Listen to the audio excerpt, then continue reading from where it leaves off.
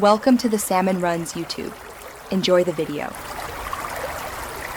You start by gather supplies, raw materials, ingots, leather, and silver, and finish the opening settlement quest that unlocks upgrade work.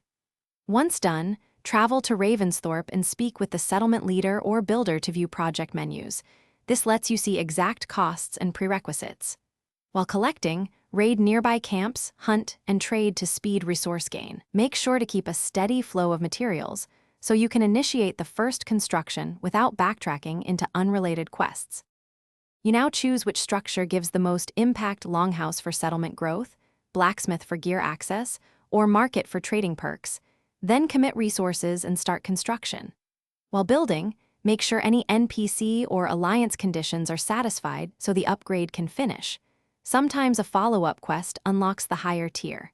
If you lack resources, alternate between story missions and targeted raids to farm specific materials. Once construction is underway, check the progress menu and plan your next upgrade with the. You finish by completing linked quests, claiming rewards, and recruiting any new settlers or artisans the upgrade unlocks. This activates bonuses like new shops, gear, or raids. Once done, test services, visit merchants, the blacksmith, or longhouse interactions to confirm the upgrade applied.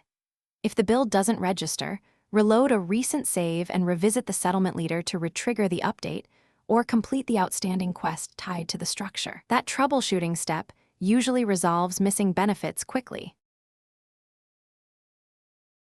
Thanks for watching. Consider subscribing if we helped you.